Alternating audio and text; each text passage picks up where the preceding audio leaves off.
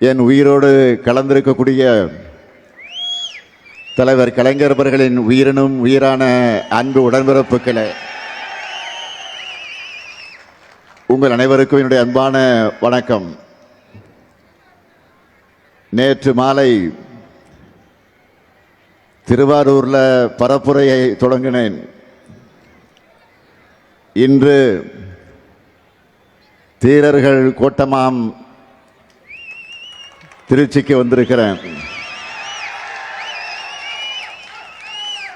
3 வாரத்திற்கு முன்னாடி தான் இதே திருச்சியில் மாபெரும் மாநில மாநாட்டுக்காக வந்தேன். இப்போ மீண்டும் நம்முடைய வெற்றி வேட்பாளர்களுக்கு வாக்கு சேகரிக்க வந்திருக்கிறேன். மீண்டும் மீண்டும் நான் திருச்சிக்கு வர்ற மாதிரி திராவிட மாடல் ஆட்சியும் மீண்டும் மீண்டும் வரணும். அதுக்கு நீங்க தயாரா? தயாரா? சத்தம் கேட்கல. நன்றி. கடந்த 2021ஆம் ஆண்டு சட்டமன்ற தேர்தலில் திருச்சி மாவட்டத்தில் இருக்கக்கூடிய 9 தொகுதிகளையும் நீங்கள் வெற்றியை கொடுத்திருக்கிறீங்க. நீங்கள் தந்த அந்த வெற்றியால் 2 சிறப்பான அமைச்சர்களை தமிழ்நாட்டிற்கு நீங்கள் தந்திருக்கீங்க. இந்த முறையும் திருச்சியில முழு வெற்றி, 100% வெற்றி தருவீங்களா? இன்னும் சத்தமா சொல்லுங்க. மகிழ்ச்சி. நன்றி. திருச்சி மேற்கு சட்டமன்ற தொகுதியினுடைய நமது வெல்லும் வேட்பாளர், திருச்சியின் தீரர்,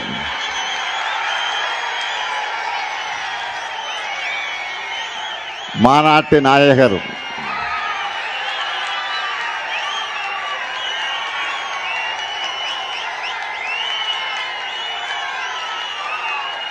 மாநாட்டு நாயகர், கழகத்தின் முதன்மை செயலாளர், என்னுடைய ஆறுயிர் சகோதரர் கே. நேரு அவர்களுக்கு உதயசூரியன் சின்னத்தில் நீங்கள்லாம் பொன்னான வாக்குகளை வழங்கிட வேண்டும். அடுத்து திருவெரும்பூர் சட்டமன்ற தொகுதியினுடைய நமது வெல்லும் வேட்பாளர் அருமை தம்பி அன்பில் மகேஷ் பொய்யாமொழி, என்னுடைய ஆறுயிர் நண்பன் அன்பில் பொய்யாமொழி அவருடைய அருமை மகன். எப்பவும் சிரிச்ச முகத்தோட குழந்தைகள் முதல் பெரியவர்கள் வர அனைவரையும் கவரக்கூடிய தம்பி அன்பில் மகேஷ் பொய்யாமொழி அவர்களுக்கு திருவெரும்பூர் மக்கள் உதயசூரியன் சின்னத்தில் உங்களுடைய பொன்னான வாக்குகள் அளித்து அவரை வெற்றி பெற வைக்கணும். அடுத்து திருச்சி கிழக்கு சட்டமன்ற தொகுதியினுடைய நமது வெல்லும் வேட்பாளர் சகோதரர் இனிகோ இருதராஜ் அவர்கள் சிறுபான்மை மக்களுக்காக என்கிட்ட எப்பவும் பேசி எதையும் சாதிக்கக்கூடிய ஆற்றலை படைத்தவர். தொகுதி மக்களோட ஏற்கனவே 2 கலந்தவர். நல்ல வெயிட்டான வேட்பாளர் சகோதரர் இனிகோ இருதராஜ் அவர்களுக்கு உதயசூரியன் சின்னத்தில் வாக்களித்து திருச்சி கிழக்கு மக்கள் அந்த வெற்றியை தேடித்தர வேண்டும் என்று நான் கேட்டுக்கொள்கிறேன். அடுத்து லால்குடி சட்டமன்ற தொகுதிக்கு நமது வெல்லும் வேட்பாளர் பாரிவள்ளல் அவர்கள் அவருடைய பெயருக்கு ஏற்றவாறு மக்களுக்கு நிச்சயம் தொண்டாற்றக்கூடியவர். கழகத்திற்காக உழைத்த தந்தை தங்கவேல் அவர்களுடைய வழியிலே வந்திருக்கக்கூடிய தம்பி பாரிவள்ளலுக்கு லால்குடி மக்கள் உதயசூரியன் சின்னத்தில் ஆதரவு தந்து வெற்றியை தேடி தந்திட வேண்டும். அடுத்து மண்ணச்சநல்லூர் சட்டமன்ற தொகுதியினுடைய நமது வெல்லும் வேட்பாளர் கதிரவனுக்கு நீங்கள் ஆதரவு தந்திட வேண்டும். தொகுதி மக்களுக்காக கடந்த 5 ஆண்டுகளாக எண்ணற்ற திட்டங்களும் உதவிகளையும் செய்தவர். அப்படிப்பட்ட தம்பி கதிரவனுக்கு உதயசூரியன் சின்னத்தில் உங்களுடைய பொன்னான வாக்குகளை நீங்கள் அளிக்கணும். அடுத்து திருவரங்கம் சட்டமன்ற தொகுதியில் நமது வெல்லும் வேட்பாளர் எஸ் துரைராஜ் அவர்கள். இவர் தொகுதிக்குட்பட்டிருக்கக்கூடிய அந்தநல்லூர் ஒன்றியத்தினுடைய பெருந்தலைவராக 2 முறை சிறப்பாக பணியாற்றி இருக்கிறார். இப்போ திருவரங்கம் தொகுதியில் போட்டியிடக்கூடிய அவருக்கு நீங்கள் எல்லாம் உதயசூரியன் சின்னத்தில் அந்த தொகுதி மக்கள் உங்களுடைய பொன்னான வாக்குகளை வழங்கிட வேண்டும். அடுத்து மணப்பாறை சட்டமன்ற தொகுதி, அங்கு நமது வெல்லும் வேட்பாளர் மனிதநேய மக்கள் கட்சியை சார்ந்த சகோதரர் அப்துல் சமத் அவர்கள். கூட்டணி கட்சியை சார்ந்திருந்தாலும் நமது உதயசூரியன் சின்னத்தில் அவர் போட்டியிடுகிறார். கடந்த முறை போலவே இந்த முறையும் அவருக்கு உங்களுடைய பொன்னான வாக்குகள் அளித்து அவருக்கு பெருவாரியான வாக்கு வித்தியாசத்தில் வெற்றியை தேடி தந்திட வேண்டும். அடுத்து முசிறி சட்டமன்ற தொகுதி, நமது வெல்லும் வேட்பாளர் தம்பி கருணை ராஜா அவர்கள். மறைந்த முன்னாள் அமைச்சர் செல்வராஜ் அவருடைய அருமை மகன், தலைமை செயற்குழு உறுப்பினர், பொறியாளர் அணியினுடைய பொறுப்பில் இருந்து பணியாற்றக்கூடியவர். கருணை ராஜாவுக்கு நீங்கள் உதயசூரியன் சின்னத்தில் முஸ்லிம் மக்களாக இருக்கக்கூடிய நீங்கள் உங்களுடைய பொன்னான வாக்குகளை வழங்கிட வேண்டும். அடுத்து துறையூர் சட்டமன்ற தொகுதி, நம்முடைய தோழமை இயக்கமான காங்கிரஸ் இயக்கத்திற்கு அந்த தொகுதியை ஒதுக்கி இருக்கிறோம். விரைவில் நம்முடைய அன்பு சகோதரர் ராகுல் காந்தி அவர்கள் அறிவிக்க இருக்கக்கூடிய அந்த வேட்பாளரை, காங்கிரஸ் கட்சியுடைய வேட்பாளரை துறையூர் மக்கள் கை சின்னத்தில் உங்கள் பொன்னான வாக்குகளை வழங்கிட வேண்டும். இங்கே இந்த மேடையில் இப்போ நின்று கொண்டிருக்கக்கூடிய இந்த 8 வேட்பாளர்களுக்கும் அதேபோல் அறிவிக்க போகிற காங்கிரஸ் கட்சியுடைய வேட்பாளரையும் சேர்த்து திருச்சி மாவட்டத்தில் இருக்கக்கூடிய மதச்சார்பற்ற முற்போக்கு கூட்டணி கட்சியினுடைய வேட்பாளர் 9 வேட்பாளர்களையும் உங்களுடைய பொன்னான வாக்குகளை வழங்கி வெற்றி பெற வைக்கணும் என்று நான் உங்களை எல்லாம் அன்போடு கேட்கிறேன், பண்போடு கேட்கிறேன், பாசத்தோடு கேட்கிறேன், உரிமையோடு கேட்கிறேன். உங்க முத்துவேல் கருணாநிதி ஸ்டாலின் கேட்கிறேன். வெற்றி உறுதியா? வெற்றி உறுதியா? கொஞ்சம் சத்தமா. வெற்றி உறுதியாயிடுச்சு. வேட்பாளர்கள் உட்காரலாம். உங்களை சீட்டு கொடுத்தாச்சு. இந்த அளவுக்கு ஏன் உரிமையோடு நான் பேசுகிறேன் என்று கேட்டால், அந்த அளவுக்கு இந்த திருச்சிக்காக பல்வேறு முத்திரை திட்டங்களை கடந்த 5 ஆண்டுகளில் நாம் செய்து கொடுத்திருக்கிறோம். உறுதியாக சொல்றேன், நிச்சயமாக சொல்றேன், அவற்றையெல்லாம் சொல்ல முடியாது. காரணம் நேரம் இல்லை. வெயிலில், கொடுமையான வெயிலில் நீங்கள் இங்கே காத்து கொண்டிருக்கிறீர்கள். எனவே சுருக்கமா தலைப்புச் செய்தியா மிக மிக சிறப்புக்குரிய சிலவற்றை மட்டும் நான் உங்களிடத்தில் லிஸ்ட் போட காத்திருக்கிறேன். பக்கத்து மாநிலத்தை சார்ந்தவர்கள் கூட இது என்னப்பா ஒரு பஸ் ஸ்டாண்ட ஏர்போர்ட்டை மிஞ்சுகிற வகையில் இருக்குன்னு வியந்து போய் வீடியோ போடுகிற திருச்சி பஞ்சப்பூர் கலைஞர் நூற்றாண்டு பேருந்து முனையம், அது பக்கத்திலேயே பேரறிஞர் அண்ணா கனரக சரக்கு வாகன முனையம். அது மட்டுமல்ல, திருவரங்கம் லால்குடி மாநகராட்சிகளையும் புதிய பேருந்து நிலையங்கள் திருச்சி மாவட்டத்தில் மட்டும் 327 திருக்கோயில்களுக்கு குடமுழுக்கு செஞ்சிருக்கிறோம். பள்ளி கல்வித்துறையை இன்றைக்கு கட்டி காத்து கொண்டிருக்கக்கூடிய அப்படிப்பட்ட அமைச்சரை தந்த உங்க மாவட்டத்தில் 2 மாதிரி பள்ளிகளை கட்டி இருக்கிறோம். உங்க மாவட்டத்துக்கு மட்டுமே நம்முடைய நேரு அவர்கள் 9 கூட்டு குடிநீர் திட்டங்களையும் 18 மறுசீரமைப்பு குடிநீர் திட்டங்களையும் செஞ்சு கொடுத்திருக்கிறார்.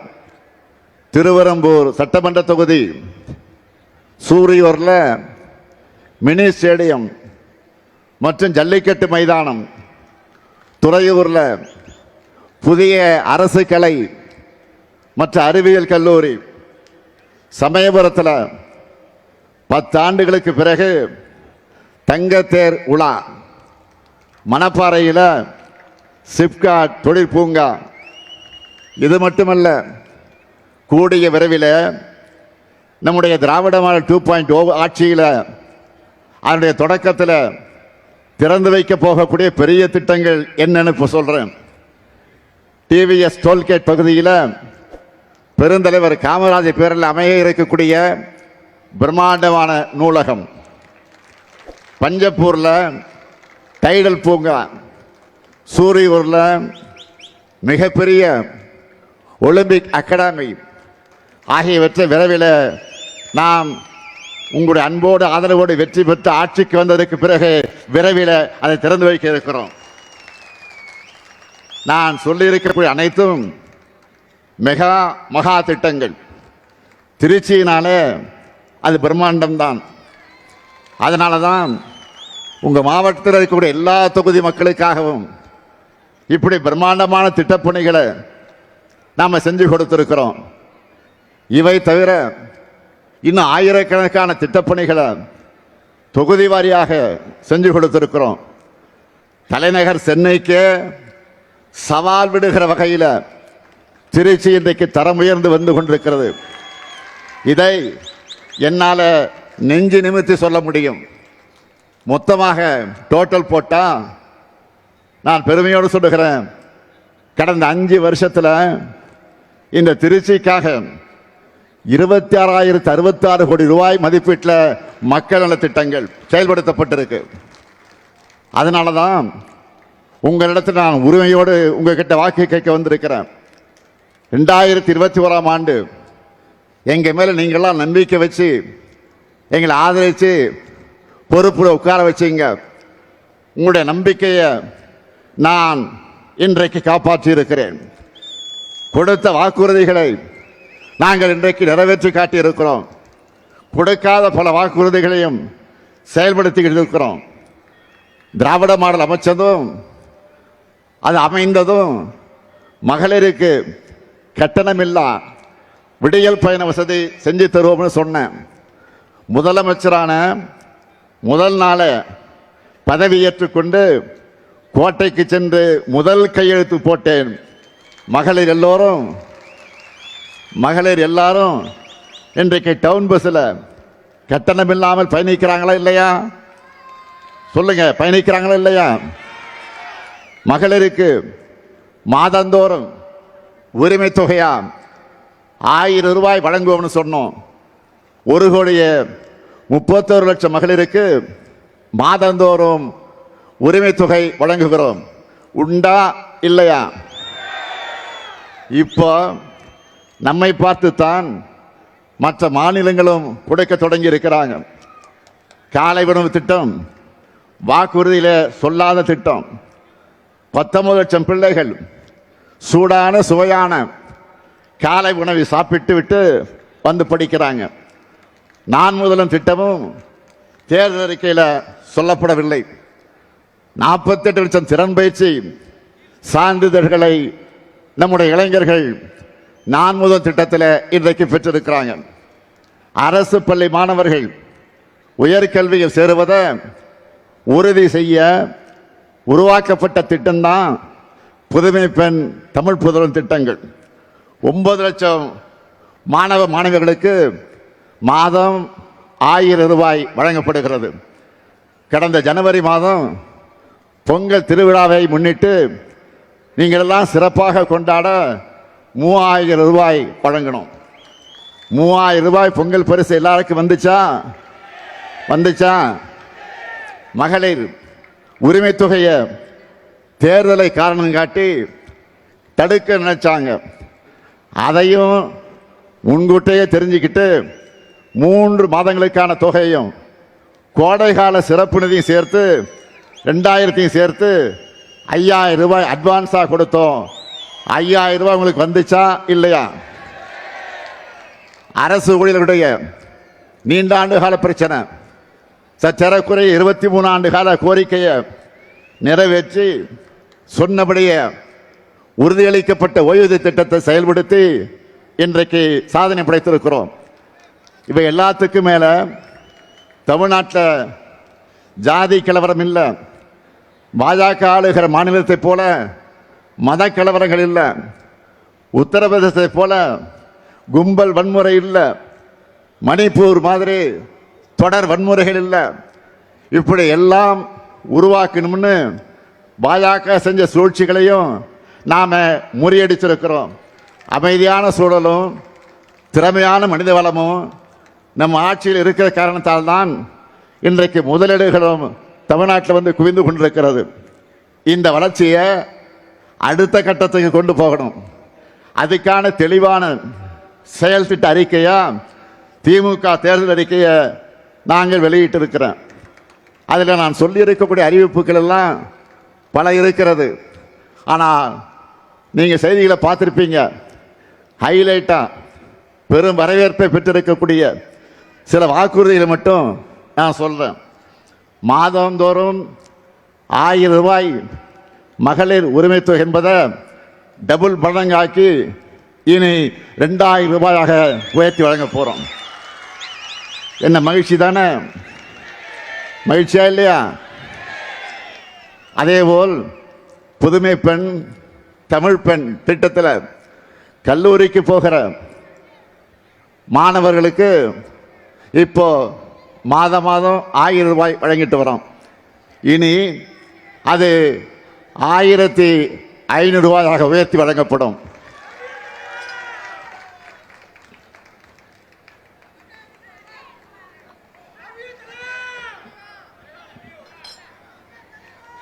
அதேபோல் காலை உணவு திட்டத்தை 8ஆம் வகுப்பு வரை விரிவுபடுத்த நாம் அறிவித்திருக்கிறோம். மேலும் 15 லட்சம் மாணவர்கள் அதனால் பயன்பெற போறாங்க. இன்னும் அதிகமான தாய்மார்கள் காலையில் சீக்கிரம் எழுந்து சமையல் செய்கிற சுமை குறைய போகுது.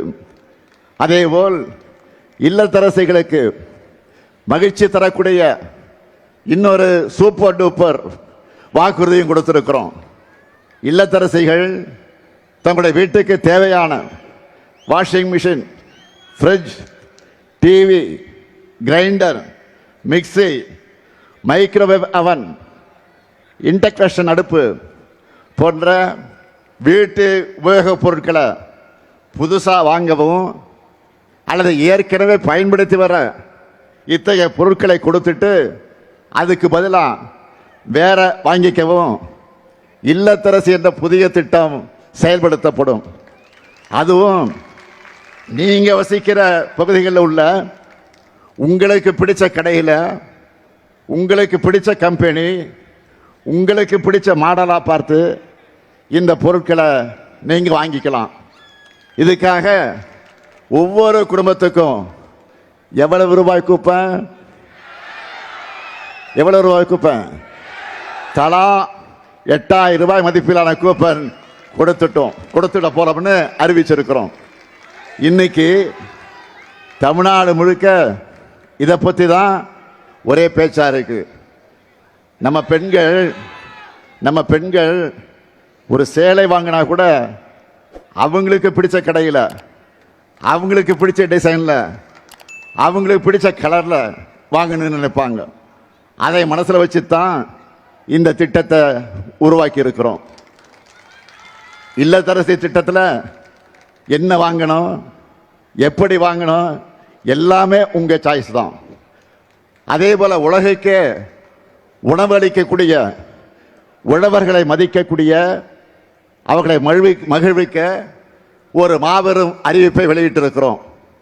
இலவச மின்சாரம் பெறக்கூடிய 20 லட்சத்திற்கும் மேற்பட்ட விவசாயிகளுக்கு எந்தவித மீட்டரும் பொருத்தப்படாத நவீன மின்சார பம்பு செட்டுகள் வழங்கப்படும். எல்லாரும் பழைய பம்பு செட்டு வச்சிருக்கிறவங்க ஒருவேளை வச்சிருப்பீங்க. சிலது அடிக்கடி ரிப்பேர் ஆகும், அதிக கரண்ட் செலவாகும், அதிக விலை கொடுத்து வாங்க முடியாத நிலையில் இருப்பீங்க. அதை நம்ம திராவிட மாடல் ஆட்சியில் அரசே இனி வாங்கி தரும். நெல் கொள்முதல் விலை குவிண்டால் ஒன்றுக்கு 3500 ரூபாயாக உயர்த்தி வழங்கப்படும். கரும்பு கொள்முதல் விலை டன் ஒன்றுக்கு 4500 ரூபாயாக உயர்த்தி வழங்கப்படும். பால் கொள்முதல் விலை லிட்டர் ஒன்றுக்கு 5 ரூபாய் உயர்த்தி வழங்கப்படும். முதியோர் உதவித்தொகை இனி மாதம் 2000 ரூபாயாக உயர்த்தி வழங்கப்படும். மாற்றுத்திறனாளிகளுக்கான உதவித்தொகை 2500 ரூபாயாக உயர்த்தி வழங்கப்படும். இன்னும் இருக்கு, மீன்பிடி தடைகால சிறப்பு நிவாரண தொகை 8000 ரூபாயிலிருந்து 12000 ரூபாயாக, மீன்பிடி குறைவு கால சிறப்பு நிவாரண தொகை 6000 ரூபாயிலிருந்து 9000 ரூபாயாக உயர்த்தி வழங்கப்படும். மகளிர் சுய உதவிக்குழு சகோதரிகள் நிறைய பேர் இங்கே வந்திருக்கிறீங்க. யாராவது மகளிர் சுய உதவிக்குழு சார்ந்தவர்கள் இருந்தால் கையை வச்சு காட்டுங்க பார்ப்போம். காட்டுறாங்க போகிறேன். மகளிர் சுய உதவிக்குழு, நன்றி நன்றி. உங்களை எல்லாம் பிஸ்னஸ் உமனா முன்னேற்றத்துக்காக அதற்கேற்ற வகையில் ஷூரிட்டி எதுவும் இல்லாமல் 5 லட்சம் ரூபாய் வரை மானியத்தோடு வங்கி கடன் வழங்கப்படும். பேரிடர் கால இழப்பீடுகளாக இரவை பாசன பயிர்கள் மற்றும் நெல் பயிர்களுக்கு ஹெக்டேர் ஒன்றுக்கு 25000 ரூபாயும், நீண்ட கால பயிர்களுக்கு 27000 ரூபாயும், மானாவாரி பயிர்களுக்கு 12000 ரூபாயும் வழங்கப்படும். உயர்கல்வி படிக்கிற 35 லட்சம் மாணவர்களுக்கு அடுத்த 5 ஆண்டிற்குள்ளாக லேப்டாப் வழங்கப்படும். அடுத்து 5 ஆண்டுகளில் 10,000 புதிய பேருந்துகள் இயக்கப்படும். அனைத்து சட்டமன்ற தொகுதிகளிலையும் முதல்வர் படைப்பகங்கள் அமைக்கப்படும். தமிழ்நாட்டின் இதயமாக இருக்கிற இந்த டெல்டா மாவட்டங்களுக்கான சிறப்பு வளர்ச்சி திட்டம், இப்படி ஏராளமான வாக்குறுதிகளை நாம் கொடுத்திருக்கிறோம். நாங்கள் சொன்னா செய்வோம், செய்வதைத்தான் சொல்வோம். நான் கலைஞரின் மகன். யாருடைய மகன்? யாருடைய மகன்? கலைஞருடைய மகன். சொன்ன வாக்குறுதிகளை மறக்கவும் மாட்டேன், மறுக்கவும் மாட்டேன். கடந்த 5 ஆண்டுகளில் தமிழ்நாட்டினுடைய நிதிநிலையை சீராக்கி ஒவ்வொன்றா நாங்கள் நிறைவேற்றிட்டு வர திட்டங்களை அதுக்கு சாட்சி. தன்னோட 10 ஆண்டு கால ஆட்சியில் தமிழ்நாட்டை எல்லா துறைகளிலும் படுகொலைக்கு தள்ளின அதிமுகவும், இந்தியாவை வரலாறு காணாத சரிவுக்கு கொண்டு போய் கொண்டிருக்கக்கூடிய பாஜகவும் சேர்ந்து அமைச்சிருக்கக்கூடிய கூட்டணிக்கு இந்த தேர்தலையும் வழக்கம் போல படுதோல்வியை தான் நீங்க பரிசா தரணும். தயாராயிட்டீங்களா? மக்களுக்கு நேரடியான 8000 ரூபாய்க்கான கூப்பனை தரப்போறோம். நம்முடைய இல்லத்தரசி திட்டத்தை பார்த்து இன்றைக்கு வயிறு எரிஞ்சு அது ஊழலுக்கான திட்டம்னு சொல்றார். யாரு? பழனிசாமி சொல்றாரு. எந்த பழனிசாமி? சம்பந்திக்கு கான்ட்ராக்ட் கொடுக்கிறதுக்காகவே ஆட்சியை நடத்தின பழனிசாமி. திமுக செய்கிற ஒவ்வொரு திட்டமும் தரமானதாக இருக்கும். எடுத்துக்காட்டுக்கு சொல்றேன். தலைவர் கலைஞர் அவர்கள் 2006 தேர்தலின் போது கலர் டிவி வழங்குவோம்னு சொன்னார். ஆட்சி பொறுப்புக்கு வந்த உடனே கலர் டிவியோட கொள்முதல் நேர்மையாகவும் தரமானதாகவும் யாரும் குறை சொல்ல முடியாத வகையில் இருக்கணும்னு முடிவு செஞ்சு அதுக்கான டெண்டரை ஒப்பந்ததாரரை முடிவு செய்ய அனைத்து கட்சிகள் கொண்ட அதிமுகவை சேர்த்து, எதிர்கட்சியாக இருக்க அதிமுகவை சேர்த்து, அனைத்து கட்சி உறுப்பினர்களை சேர்த்து ஒரு குழுவை அமைச்சார். 2006 செப்டம்பர் மாதமே கலர் டிவி வழங்குகிற அந்த விழாவை தொடங்கி 1.5 கோடிக்கு அதிகமான நம்முடைய தமிழர்களுடைய வீடுகளுக்கு கலர் டிவியை வழங்கணும். கிட்டத்தட்ட 20 வருஷம் ஆச்சு. இன்னைக்கும் பல வீடுகளில் கலர் டிவியா மட்டுமல்ல, கலைஞர் டிவியா அது நிலைச்சு நிற்குது. இதுக்கு பேர் தான் குவாலிட்டி.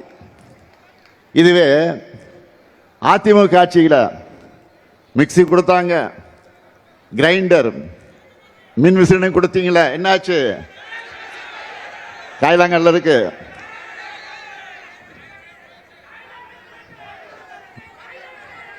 இந்த லட்சணத்தில் வாய் இருக்குன்னு என்ன வேணாலும் பேசலாம் என்று பேசிட்டு இருக்கிறார் நம்முடைய பழனிசாமி அவர்கள். ஏற்கனவே 2021 தேர்தலில் மகளிர் உரிமை தொகையா நாங்கள் 1000 ரூபாய் வழங்குவோம்னு சொன்ன உடனே அவசரமா வீட்டில் இருக்கிற ஜெராக்ஸ் மிஷினை ஆன் பண்ணிட்டு 1500 ரூபாய் தருவோன்னு அறிக்கை வெளியிட்டார். பழனிசாமியோட வாய்ச்சி பாடலும் அவருடைய அலங்கோல ஆட்சி நிர்வாகத்தோட ஊழல் அந்த பவுசும் தெரிஞ்சு மக்களான நீங்க அவரை புறக்கணிச்சிங்க. இப்போ மக்களுக்கு நல்லது நடக்கக்கூடாதுன்னு வயிற்றெரிச்சல்ல தன்னை போலவே பிறரையும் நினைச்சு ஊழல் நடக்கும்னு பேசிட்டு இருக்கிறார். அண்மையில் மதுரையில் ஒரு சம்பவம் நடந்துச்சு. இவங்க ஆட்சிக்கு வந்தா என்ன நடக்கும் என்பதற்கு ட்ரெயிலர் தான் அது. மதுரையில் நடைபெற்ற கூட்டத்தினுடைய நுழைவு வாயில் தந்தை பெரியார் படத்தை வைக்கக்கூடாதுன்னு பாஜக சொன்னதும் சுயமரியாதை இல்லாம அதை எடுக்க துணிந்தவர் தான் பழனிசாமி. மதுரை பாஜக ஆதரவு கூட்டத்தில் தந்தை பெரியாரையும் அண்ணாவையும் கொச்சைப்படுத்துகிற மாதிரி காணொலி காட்சிகள் வெளியிட்டாங்க. அதிமுகவை சேர்ந்த முன்னாள் அமைச்சர்கள் 3 பேர் கொஞ்சம் கூட சொரணை இல்லாம அதை பார்த்துக்கிட்டு இருந்தாங்க. நான் கேட்கிறேன், மக்கள் தலைவர் எம்ஜிஆர் இருந்தாலும் விட்டு இருப்பாரா? அல்லது அம்மையார் ஜெயலலிதா அவர்கள் இருந்தாலே விட்டு இருப்பாரா? பேர எங்க அண்ணாவை இப்படி அசிங்கப்படுத்தினா பார்த்துட்டு சும்மா இருந்திருப்பாங்களா? பழனிசாமியுடைய ஒரே சாதனை அதிமுக கட்சியை அடிமை கூட்டமா சீரழிச்சிருக்கிறதா அவங்க சாதனை. திராவிடம் என்ற சொல்லும் அந்த கூட்டத்தில் அவமானப்படுத்தப்படுது. அதிமுக முன்னணியினர் கூட அதை கூட தடுக்கல. திராவிடம்னா என்னன்னு எனக்கு தெரியாது, நான் புராணங்களை எல்லாம் படிச்சதில்லைன்னு கொஞ்சம் கூட வெட்கம் இல்லாம சிரிச்சுக்கிட்டே சொன்னவர் தான் பழனிசாமி. இந்த துப்பு கெட்ட பழனிசாமி யார் எக்கேடு கட்டாலும் பரவாயில்லை, தன்னுடைய பதவியை காப்பாற்றிக்கிட்டா போதும்னு பாஜகவுடைய பாதம் தாங்கியா இருந்து கொண்டிருப்பவர் தான் பழனிசாமி.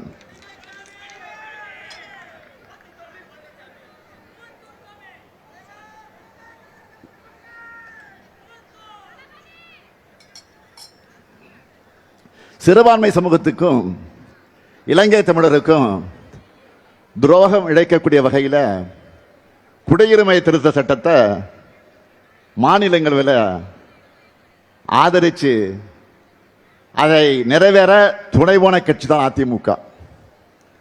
ஏன் இவங்களோட சேர்ந்து பாட்டாளி அன்புமணி ராமதாஸும் ஆதரவா வாக்களித்து துரோகம் செஞ்சார். இவங்களால தான் சிறுபான்மையினருக்கு எதிரான அந்த சட்டமே மாநிலங்களில் நிறைவேறுச்சு. அதை தொடர்ந்து நடந்திருக்கக்கூடிய போராட்டங்களில் ஆயிரக்கணக்கான மக்கள் மேல தாக்குதல் எல்லாம் நடத்தப்பட்டுச்சு. சுமார் 70 பேர் கொல்லப்பட்டாங்க. இவங்களோட இரத்தக்கரை இன்றைக்கு அதிமுக கையில் தான் இருக்கு. இவ்வளவுக்கும் பிறகு பழனிசாமி என்ன பேசினார்? குடியுரிமை சட்டத்தால யாருக்கும் எந்த பாதிப்பும் கிடையாது, எந்த முஸ்லீம் பாதிக்கப்பட்டாலும் காட்டுங்க என்று சொன்னவர் தான் பழனிசாமி. ஆனால் சிறுபான்மையின் வாக்குகள் வேணும்னு 2024 தேர்தலில் தனியா நின்று நாடகம் ஆடினப்போ சிஏ சட்டத்தை கண்டிக்கிறதா பல்டி அடிச்சார் பழனிசாமி. பாஜக மக்களுடைய பிரிவினையை ஏற்படுத்துறாங்க, சிஏ சட்டம் ஒரு வரலாற்று பிழைன்னு பிளேட்டை அப்படியே திருப்பி போட்டார் பழனிசாமி. நான் இப்போ கேட்குறேன், மாண்புமிகு எதிர்கட்சி தலைவர் பழனிசாமி அவர்களை, நீங்க இப்போ அந்த சட்டத்தை ஆதரிக்கிறீங்களா எதிர்க்கிறீங்களா? தைரியம் இருந்தால் வெளிப்படையாக சொல்லுங்க. பழனிசாமி துரோக பட்டியல் இத்தோடு நிற்கலாம். 3 வேளாண் சட்டங்களை பாஜக கொண்டு வந்தப்போ கண்ணை மூடிக்கிட்டு அதையும் ஆதரிச்சார் இந்த பழனிசாமி. 3 வேளாண் சட்டங்களுக்கு எதிராக போராடின 8 மாநில விவசாயிகளை புரோக்கர்னு வசைபாடி கொச்சைப்படுத்தினார். இப்படி பாஜகவோட கூட்டணி சேர்ந்து முழுசா சந்திரமுகியாவே மாறி இருக்கிறார் பழனிசாமி. அதாவது முழு சங்கியாகவே மாறிவிட்டார். ஊர் ஊரா போய் அதிமுக கூட்டணியில எந்த பிரச்சனையும் இல்லைன்னு பழனிசாமி சொல்லிக்கிட்டு இருக்கிறார். பிரச்சனை இல்லைன்னா எதுக்காக அத்தனை தடவை டெல்லிக்கு போனீங்க? டெல்லிக்கு போய் அமித்ஷாவினுடைய அப்பாயின்மெண்ட்டுக்காக பல மணி நேரம் ஏன் காத்து கிடந்தீங்க? அது வேற வேற கார்ல மாறி மாறி போய் முகத்தை எல்லாம் மூடிக்கிட்டு ஏன் வெளியில வந்தார்? சார், நான் கேட்கிறேன், கூட்டணிக்கு தலைமை அதிமுக தான் சொல்றாங்க. ஆனா எல்லா கட்சிகளும் பாஜக கிட்ட போய் ஏன் பேச்சுவார்த்தை நடத்தினாங்க? இது எப்படி தெரியுமா இருக்கு? மாப்பிள்ளை அவர்தான். ஆனால் அவர் போட்டிருக்க சட்டை என்னோடதுன்னு நம்ம சூப்பர் ஸ்டார் நடிச்ச படையப்பா படத்தில் வர்ற காமெடி மாதிரி இருக்கு. நான் தெரியாம தான் கேட்கிறேன், கூட்டணிக்கு அதிமுக தான் தலைமைன்னா அதில் இருக்கக்கூடிய சிறிய கட்சிகள் எல்லாம் ஏன் அதிமுக சின்னத்தில் போட்டியிடாம பாஜக சின்னத்தில் போட்டிடுறாங்க? பழனிசாமியை முதலமைச்சர் ஆக்குவோன்னு பிரதமர் மோடி அவர்கள் இதுவரை சொல்லி இருக்கிறாரா? அதிமுக என்ற பெயரை கூட அவர் சொன்ன மாதிரி எனக்கு தெரியல. என்டிஏ சர்க்கார் தான் திரும்ப திரும்ப சொல்றார். ஆனா நாம Tamil Nadu versus NDA, Tamil Nadu versus டெல்லின்னு சொன்னா மட்டும் இது என்ன டெல்லி தேர்தலா? ஏன் அப்படி சொல்றீங்கன்னு பெரிய அறிவு கொழுந்து மாதிரி கேட்கிறார் பழனிசாமி. தன் மீதான ஊழல் புகார்கள், உறவினர் வீடுகள் நடந்த ரெய்டுகள் இருந்து தப்பிக்க மொத்த கட்சியும் பாஜக கிட்ட பழனிசாமி அடகு வச்சிட்டார். மக்கள் வாக்களிக்காமலேயே எம்எல்ஏக்களை ஏலத்தில் எடுத்து ஒரு முறை முதலமைச்சர் ஆகிட்டார். எப்படி? மக்கள் வாக்களிக்காமலேயே எம்எல்ஏக்களை ஏலத்துக்கு எடுத்து ஒரு முறை முதலமைச்சர் ஆகிட்டார். கூவத்தூர் வரலாம் உங்களுக்கு தெரியும். திரும்பவும் இவர்கிட்ட ஆட்சி போனா ஒட்டுமொத்த தமிழ்நாட்டையும் டெல்லி கிட்ட அடகு வச்சிருவார். அடகு என்ன மொத்தமாக வித்துடுவார். இவருடைய ஓனரான பாஜக ஒரே நோக்கம் தமிழ்நாட்டின் வளர்ச்சியை தடுக்கிறது தான். நேரா வந்தா தமிழ்நாட்டு மக்கள் நோட்டாவுக்கு கீழே அனுப்பிச்சிடுவாங்க. அதனால தான் கொத்தடிமை கூட்டமா இருக்கக்கூடிய அதிமுகவை முகமடி போட்டுக்கிட்டு வந்திருக்கிறாங்க. கடந்த 11 ஆண்டு காலத்தில் பாஜக தமிழ்நாட்டுக்கு எதையும் செய்யல.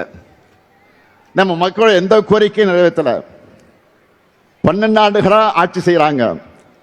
ஆனா தமிழ்நாட்டுக்கு இதுவரை சிறப்பு திட்டம் கூட கிடையாது. அறிவிச்ச மதுரை எய்ம்ஸ் மருத்துவமனையை இப்ப என்ன நிலை இருக்குன்னு தெரியும் உங்களுக்கு. அதுவும் கட்டி முடிக்கப்படலை. நமக்கு நியாயமா கிடைக்க வேண்டிய நிதியை கூட விடுவிக்க மறுக்கிறாங்க. மதுரை, கோவை, திருச்சி இந்த மாநகர எதிர்கால வளர்ச்சிக்காக மெட்ரோ ரயில் திட்டத்தை கேட்டோம், அதுவும் கொடுக்கல, முடியாதுன்னு சொல்லிட்டாங்க. சென்னை மெட்ரோ ரயில் திட்டத்துக்கான நிதியை ஒழுங்காக தராமல் இழுத்தடிக்கிறாங்க. ஒசூர் விமான நிலையத்துக்கும் அனுமதி தரல. பள்ளி குழந்தைகளுக்கான கல்வி நிதியையும் தரது தடுக்கிறாங்க. குடிநீர் திட்டத்துக்கு நிதி கிடையாது. இவ்வளவு அநீதிகளையும் செஞ்சுட்டு தேர்தல் வந்துடுச்சுன்னு தமிழ்நாட்டுக்கு கிளம்பி வரார் மாண்புமிகு பிரதமர் மோடி அவர்கள்.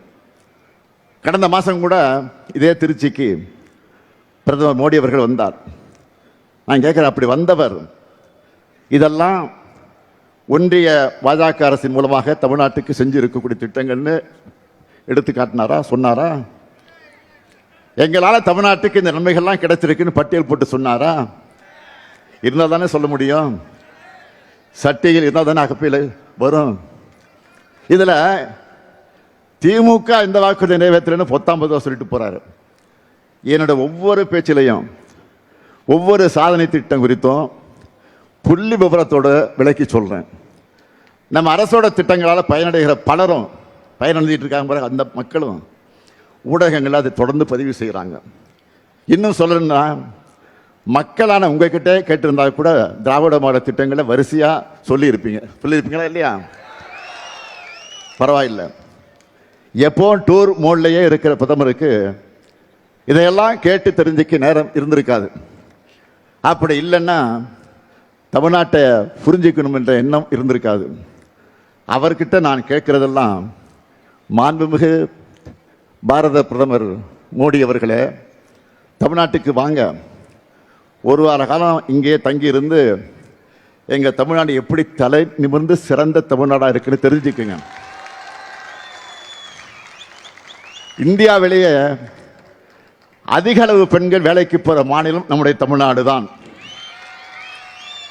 பாஜக ஆளுகிற மாநிலங்களில் நடக்கிற மாதிரி அட்டுழியங்கள் இங்கே கிடையாது. பெண்களை பாதுகாப்பாக வாழ வைப்போம்னு பிரதமர் சொல்ல வேண்டியது தமிழ்நாட்டில் இல்லை, பாஜக ஆளுகிற மாநிலங்களை போய் தான் இதையெல்லாம் பேசணும். அதை விட்டு என்டிஏ கூட்டணியினர் தமிழ்நாட்டை பற்றி அவதூறா பேசுறது தமிழ்நாட்டை நாசப்படுத்தவும் தமிழ்நாட்டு வளர்ச்சியை கெடுக்கணும் தான். தமிழ்நாட்டின் முன்னேற்றம் வளர்ச்சியும் தொடரணும்னா 7வது முறையும் நம்முடைய திராவிட முன்னேற்ற கழக ஆட்சி அமையணும். திராவிட மாடல் தொடரணும். பாஜகவும் அதன் கொத்தடிமையும் கூட்டமும் அதோட தீமைகள் நாம நினைச்சு பார்க்க முடியாத அளவுக்கு இருக்கும். தமிழ்நாடாக தான் இருக்கணும். உத்தரப்பிரதேசம் போல, மணிப்பூர் போல வன்முறை காடா மாறக்கூடாது. இவங்க வந்தா தமிழ்நாட்டோட பெயரை தட்சிண பிரதேசம் கூட மாற்றவும் தயங்க மாட்டாங்க. இதை தடுக்கணும்னா ஒட்டுமொத்த தமிழ்நாடும் பாஜக அதிமுக கூட்டணிக்கு எதிராக ஓரணியில் இணையணும். நம்முடைய எதிரிகளையும் பாஜகவுடைய உதிரிகளையும் வீழ்த்தணும். நல்லா புரிஞ்சுக்கோங்க, நாம் போராடுறது திராவிட முன்னேற்ற கழகத்துடைய வெற்றிக்காக மட்டுமல்ல, நம்முடைய மதச்சார்பற்ற முற்போக்கு கூட்டணியுடைய வெற்றிக்காக மட்டுமல்ல, தமிழ்நாட்டினுடைய வெற்றிக்காக. பாஜகவோட டப்பா இன்ஜின் முன்னாடி நம்ம திராவிட மாடலின் சூப்பர் ஃபாஸ்ட் இன்ஜின் ஒருபோதும் தலைகுனியாது. நம்ம ஸ்பீடு என்னன்னு காட்டிடலாமா? வெல்ல போகுது தமிழ்நாடு அணியா டெல்லி அணியா? ஒரு கை பார்த்துடலாமா? நடக்க இருக்கக்கூடிய இந்த ஜனநாயக போர்ல அரசியல் வெறுப்புகளெல்லாம் அப்பாற்பட்டு நம்ம தாய் தமிழ்நாட்டை காக்க எல்லோரும் திமுக தலைமையிலான மதச்சார்பற்ற முற்போக்கு கூட்டணி ஆதரிக்கணும். கலைஞரின் மகனா உங்ககிட்ட கேட்கிறேன், திராவிட முன்னேற்ற கழக கூட்டணிக்கு உங்க பொன்னான வாக்குகளை தாருங்கள். இது என்னுடைய கோரிக்கை மட்டுமல்ல, தமிழ்நாட்டு நலனில் அக்கறை கொண்ட ஒவ்வொருடைய கடமை. அதை உணர்ந்து திருச்சி மேற்கு சட்டமன்ற தொகுதியில் நம்மை வெல்லும் வேட்பாளர் திருச்சியின் தீரர் கே நேரு அவர்களுக்கு உதயசூரியன் சின்னத்தை வாக்களியுங்கள். திருச்சி கிழக்கு சட்டமன்ற தொகுதியில் வெல்லும் வேட்பாளர் இனிகோ இருதராய் அவர்களுக்கு உதயசூரியன் சின்னத்தை வாக்களியுங்கள். திருவெரும்பூர் சட்டமன்ற தொகுதியில் நமது வெல்லும் வேட்பாளர் அன்பில் மகேஷ் பொய்யாமி அவர்களுக்கு வாக்களியுங்கள். அதேபோல் லால்குடி சட்டமன்ற தொகுதியில் நமது வெல்லும் வேட்பாளர் பாரிவள்ளலுக்கு உதயசூரியன் சின்னத்தில் நீங்கள் எல்லாம் வாக்களிக்கணும். மண்ணச்சநல்லூர் சட்டமன்ற தொகுதியில் நமது வெல்லும் வேட்பாளர் கதிரவனுக்கு உதயசூரியன் சின்னத்தில் வாக்களிக்கணும். திருவரங்கம் சட்டமன்ற தொகுதியினுடைய நமது வெல்லும் வேட்பாளர் துரராஜ் அவர்களுக்கு உதயசூரியன் சின்னத்தில் வாக்களிக்கணும். மணப்பாறை சட்டமன்ற தொகுதியில் நமது வெல்லும் வேட்பாளர் மக்கள் கட்சி மனிதநேய மக்கள் கட்சியை சார்ந்த சகோதரர் அப்துல் சமத் அவர்களுக்கு உதயசூரியன் சின்னத்தில் வாக்களிக்கணும். முசிறி சட்டமன்ற தொகுதியில் நமது வெல்லும் வேட்பாளர் கருணை ராஜாவுக்கு உதயசூரியன் சின்னத்தில் வாக்களிக்கணும். துறையூர் சட்டமன்ற தொகுதியில் நமது வெல்லும் வேட்பாளர் காங்கிரஸ் கட்சியை சார்ந்த நம்முடைய ராகுல் காந்தி அறிவிக்கிற வேட்பாளருக்கு கை சின்னத்தில் மிகப்பெரிய வெற்றி தேடித்தரணும்னு கேட்டு உங்கள் பொன்னான வாக்குகளை உதயசூரியனுக்கு வழங்குங்கள் என்று கேட்டு விடைபெறுகிறேன். நன்றி, வணக்கம்.